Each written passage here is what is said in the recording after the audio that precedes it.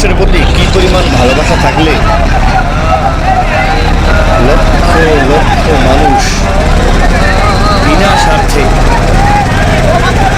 একমাত্র আল্লাহকে রাজি খুশি করানোর জন্যই, কলবকে পরিষ্কার করানোর জন্যই, আল্লাহকে পাওয়ার জন্যই এরকম মানুষ পাগলের মতো ছুটে আসে।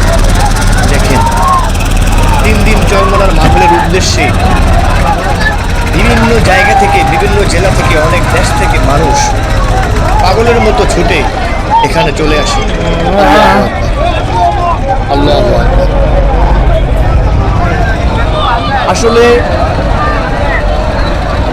দুনিয়ার জমিনে যদি কোনো একটি বাগানের মতো হয়ে যায়, ওই বাগানকে ধ্বংস করা সম্ভব নয়। মানুষ যদি একবার খারাপ হয়ে যায়, ওই মানুষকেও সোজা করা অসম্ভব হয়ে যায়।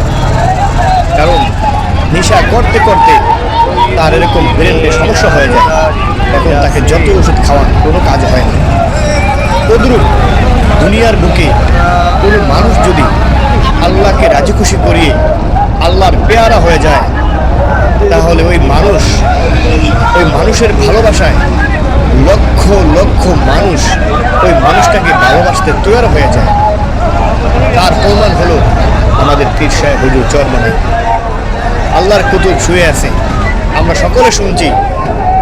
বরিশালের চরমনাইতে জেগেছে হীরার খনি, আয়ের সকল খোদার পাগল কলব করুরানি।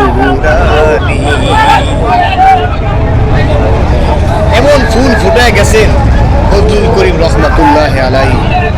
সেই ফুলের সুগন্ধি নিতে আজও হাজার হাজার মানুষ দেখেন পাগলের মতো ছুটে আসে।